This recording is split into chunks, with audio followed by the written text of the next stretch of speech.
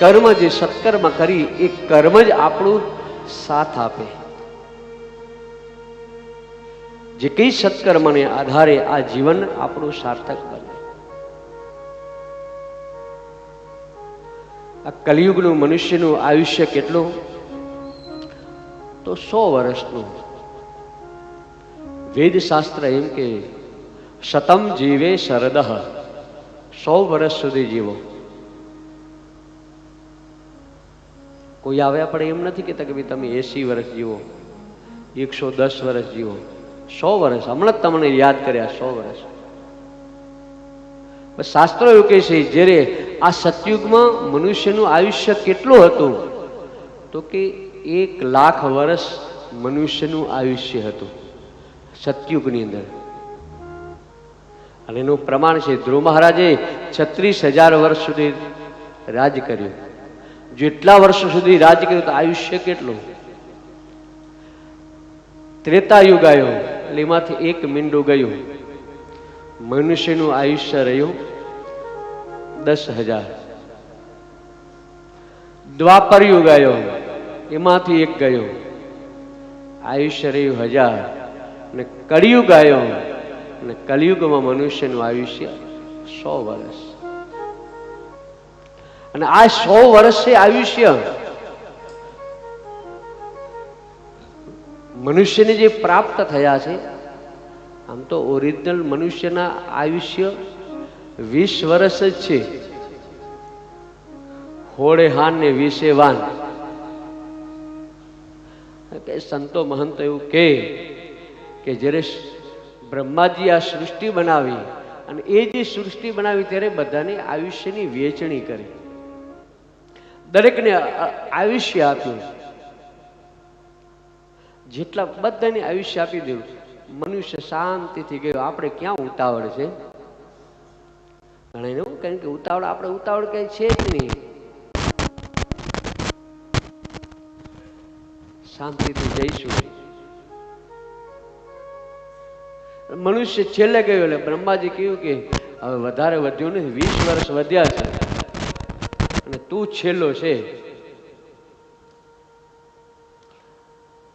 ભગવાન કે વાંધો નહીં, 20 વર્ષ તો આપો, જે મળ્યું તે.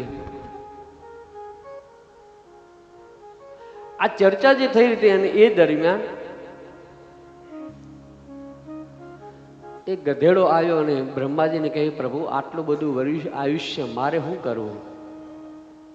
આ ભાર અહીંથી લઈ જાઓ ને આ ભાર અહીંથી લઈ જાઓ ને આ ભાર અહીંથી, આવું મારે આટલું બધું આયુષ્ય થોડાક ઓછા કરો તો સારું.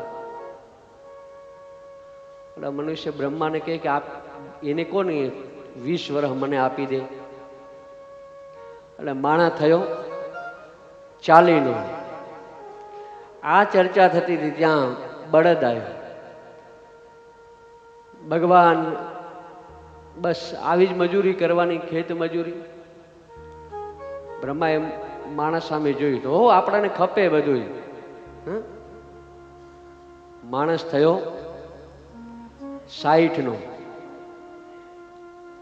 આ ચર્ચા થતી હતી ત્યાં પાછો કૂતરો આવ્યો. ભગવાન બીજાના રોટલા ખાવાના, ચોકી કરવાની, એમાં જો આવું આયુષ્ય કરીને શું કરીશું પ્રભુ? બ્રહ્માએ પાછું મનુષ્ય, હા આપણે ખપે તમતાર, આપણે જેટલું આપવું, કારણ કે તદપીને મુંચતી આ સાપિંડમ. મનુષ્યને ગમે એટલે આપણે તૃપ્ત ન થાય. માણસે બીજા 20 લીધા એટલે માણસ થયો 80નો. અને એના પછી ઘુવડ આવ્યો. બ્રહ્માજી આવી અનીતિ હોય? આટલું બધું હાવ આવી અનીતિ? માણસો હુઈ જાય ત્યારે અમારે જાગવાનું અને માણસો જાગે એટલે અમારે હુવાનું. તો આવું આયુષ્ય મારે શું કરવું પ્રભુ? આવું મારે જોતું નથી, થોડાક ઓછા કરો. માણસો કેટલા દિવસે જલસા કરતા હોય, પાર્ટી કરતા હોય, આમ જાય તેમ જાય, કેટલું આનંદમાં હોય. અને અમારે કઈ જોવાનું જ નહીં. રાત પડે એટલે માણસ એટલે બધું અંધારો પર છવાઈ જાય. ભગવાને બ્રહ્મા સામે, ઓહો પ્રભુ એ આપી દો. અને માણસ થયો આમ 100 વર્ષનો. સાચું આયુષ્ય 20 વર્ષનું. હોડે હાન વિશે વાન, જેટલું આવ્યું તે. 20 વર્ષ પછી તમે કહો છોકરાને કે બેટા તું મંદિરે જા, તું આમ કર તેમ કર. 20 વર્ષ થાય, બોલા પછી પાકો ઘડો થાય ને, એ પછી કાંઈ થાય નહીં. અને બીજા વર્ષ એ ગધેડાને લીધે માણસ ભાર વહન કર્યા રાખે. અહીંથી આ મજૂરી તે મજૂરી, બળદના લીધા બધો ભાર. પછી કાંધે પેલી થઈ જાય અને હાઈટ પછી માણસ, કારણ કે આયુષ્ય લીધું એનું ને, શ્વાનનું લીધું એટલે પછી આવ ને આવ. અને પછી માણસ ઘુવડનું, આખો દિવસ પથારીમાં સૂતો રહે, રાત પડે એટલે બધાને જગાડે.